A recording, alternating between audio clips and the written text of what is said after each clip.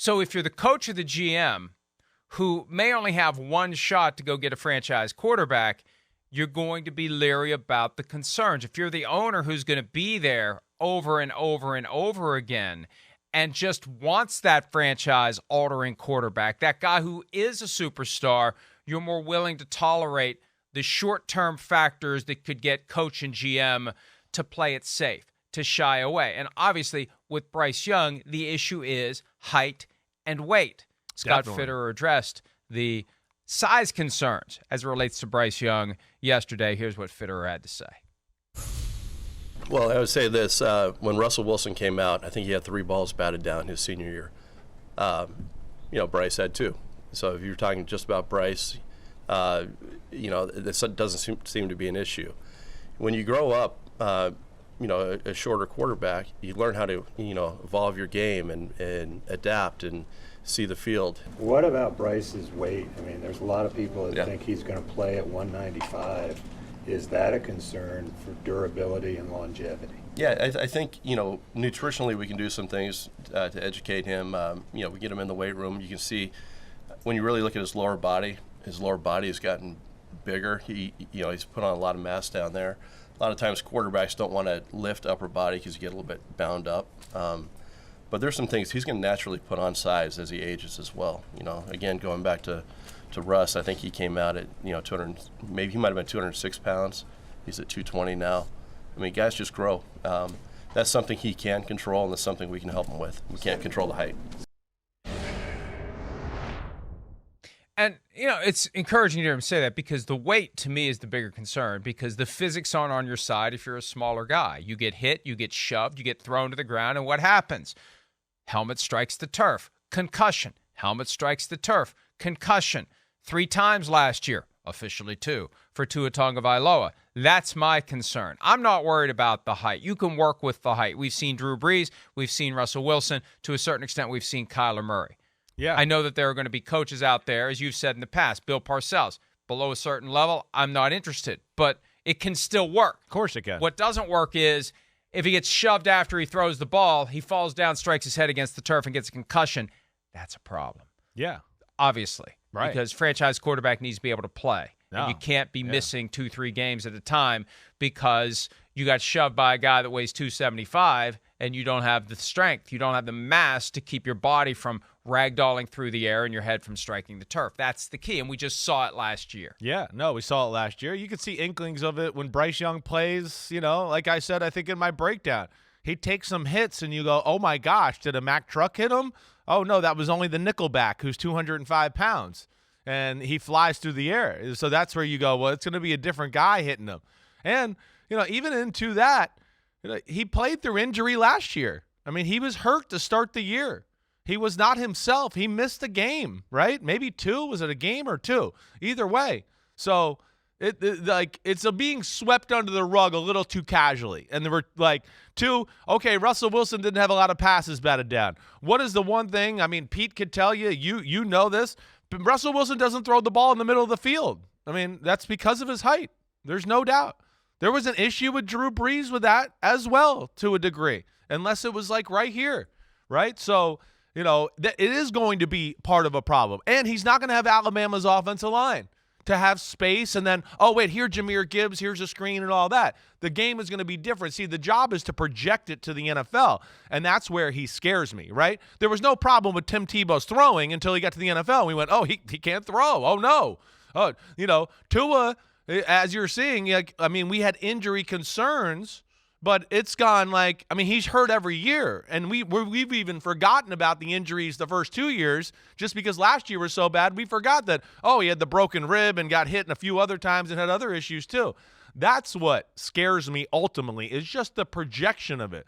The player is good, no doubt, and you're right. But it's the NFL. It's a different game. And the points you bring up definitely scare me without a doubt, Mike. It does, just because it's not going to be the same as Alabama and having some of those advantages there. And here's where the organizational dynamics impact the final decision-making process. The coach and the GM worried about the things we're discussing. The owner willing to reach for the brass ring because his job's not on the line if they get this wrong. if you're the coach or the GM and you take the stand. And I mean, think about it. It's as simple as this. If Fitterer and Reich are C.J. Stroud guys, and if Tepper is a Bryce Young guy, and they go out on a limb and they push for Stroud, and Tepper relents, you want to deal with that stress every day for the next 5 years? You got to pay attention to Young. You got to pay attention to Stroud. You better develop Stroud, because if Young ends up better, you got to deal with Tepper. You're going to constantly hear it. Yeah. And Tepper strikes me as the guy who wouldn't let it go. I'm not making a personality judgment here. I'm not being negative. I'm just trying to assess the human that I've detected from afar. I've never talked to him. I've never met him. But I've seen him speak enough times. I've seen enough quotes attributed to him. I've seen him in enough press conferences. And I've just gotten enough. Just how, you don't make the money he's made in the business he's been in as a hedge fund manager if you're a shrinking violet. You are a type A double positive personality that speaks your mind, that goes after what you want, and you get it. And that's, to a certain extent, the American way. Right. But in this context, stay out of his way. In this context, if you do something that the boss didn't endorse and it goes sideways, boss is going to let you hear about it. Boss is going to find out. It may be kind of a funny, jokey, snarky way, but the boss is never going to let it go, because the boss was right and you were wrong. Even if you remain employed, the boss is not going to let you forget he was right and you were wrong. No, I think that's a very real aspect. Yes, no doubt. But, there's the other side of this too, and maybe they all do like Bryce Young. I know we're trying maybe there's a little bit of a civil war going on in the building, but listen, reasonable minds can certainly think that, hey, that all of them do like one guy for sure too. Even though we have these concerns, and I'm sure they have the concerns too. But, just the way Scott Fitterer has talked about the subject over the last two weeks, or at least the last 2 times I've seen him, they seem to be at ease with that part of the equation. And listen, there's lots of people out in the NFL that are at ease with him at quarterback in the situation. Again, like we talked about, some teams are a little different than others, and the height thing is not as a big a deal as it used to be. But the durability thing is definitely the concern there. And, yeah, there's plenty of teams out there that are very comfortable with Bryce Young and what he is and the way the NFL plays now, that they think he can last. So, we'll see where this all goes. But, yeah, it just seems like all signs are pointing towards Bryce Young, Carolina, and that's kind of a done deal. Our coordinating producer, Matt Casey, who when we last heard from him was trying to get us to clean up our language, keep trying. Yeah, but keep trying. He chimed in with a great point. I'm kidding. I'm kidding. Chris, don't take the bait. But he did chime in with a good point. Fitterer has kind of tipped their hand by talking about what they plan to do to help Bryce Young. We can help him. We're going to do this. We're going to do that. We're going to get him in the weight room. Like the train's down the tracks. Right. When you're outlining the things that you already plan to do for the guy that you supposedly haven't made a final decision that you're going to draft. So that's a valid point. Way to go, Matt Casey. I hope you enjoyed your trip to Charlotte. You wasted your time. I'd love to be party to some of these conversations when you're a Will Levis or a C.J. Stroud and your agent's saying you need to go visit the Panthers, and they're like, why am I wasting my time? We know that I'm not going to. Or are they just so confident / delusional that they think they're going to show up and change the minds of the people in Carolina? Well, maybe some of that too. Yeah, I think that. But, yeah. But it's. Yeah. No. I think it's a great observation by Matt.